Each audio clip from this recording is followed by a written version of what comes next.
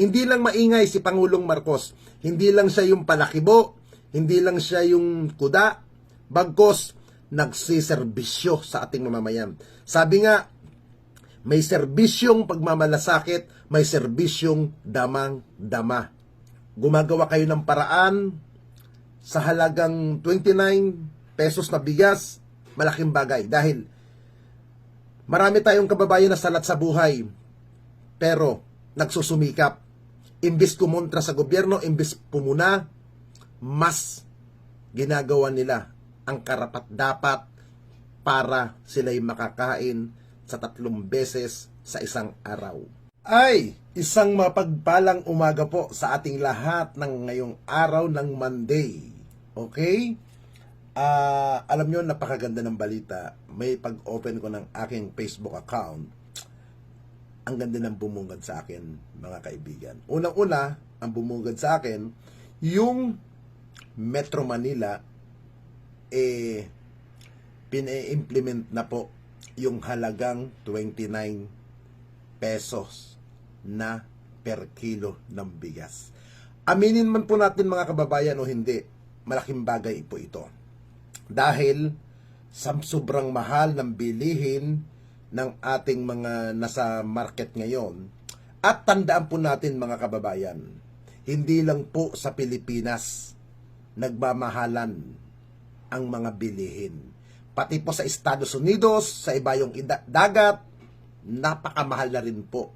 Kaya, yung mga kumukontra na mga sumisisi sa Marcos administration, kasi pumutak kayo ng pumutak, bakit hindi kayo magbigay ng solusyon? Yung ika ba na may maitutulong?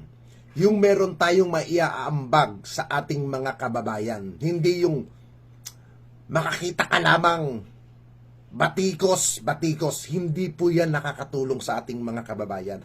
Ang kailangan ng ating kababayan, yung meron kapakipakinabang. Kaya po, sa ating pamahalaan, sa ating mga namumuno, maraming salamat dahil kahit papaano, gumagawa kayo ng paraan sa halagang 29 pesos na bigas, malaking bagay. Dahil marami tayong kababayan na salat sa buhay, pero nagsusumikap. Imbis kumontra sa gobyerno, imbis pumuna, mas ginagawa nila ang karapat-dapat para sila'y makakain sa 3 beses sa isang araw. Kaya, sana magawan ng paraan ang ating pamahalaan. At ako'y naman naniniwala, hindi man perpekto ang ating gobyerno, pero unti-unti nilang ginagawa at pinupunuan at ginagawa ng solusyon para makausad tayo at makatulong sa ating mga kababayan. Sana patuloy nating suportahan. Ipakita natin na tayo may tiwala sa gobyerno. Just bigyan natin ng pagkakataon kung paano ninyo ibinoto ang administrasyon na to, kung paano nyo pinagkatiwalaan. Sana ganun din ang ibigay ninyong pagtitiwala. Yung ikabang oras bigyan natin. At alam natin, hindi man perpekto si Pangulong Bongbong Marcos, at least gumagawa siya ng way, para matulungan ng ating kababayan. Hindi lang maingay si Pangulong Marcos. Hindi lang siya yung palakibo. Hindi lang siya yung kuda.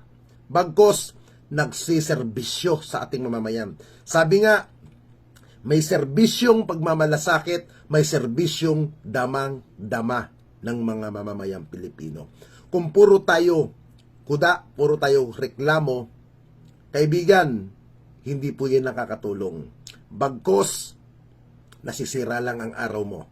Bigyan natin ng pagkakataon, kagaya po nito, sa kaunting paraan, sa maliit na bagay, pero kung titignan po natin, malaki ang maitutulong sa halagang 29 pesos sa murang halagang bigas, at yan naman ay nagawa. Ang sabi nga ni Pangulong Marcos nung nakaraan election, pangarap niya ang maging mura ang bigas. Pangarap niya na mabababa ang presyo. Hindi niya po pinangako ito. Bagkos, iba po ang pangarap niya, iba po ang pasalitang pangako. Nais niya maging mababa ang presyo. Kaya, ito po, ginagawa po ng ating pamahalaan.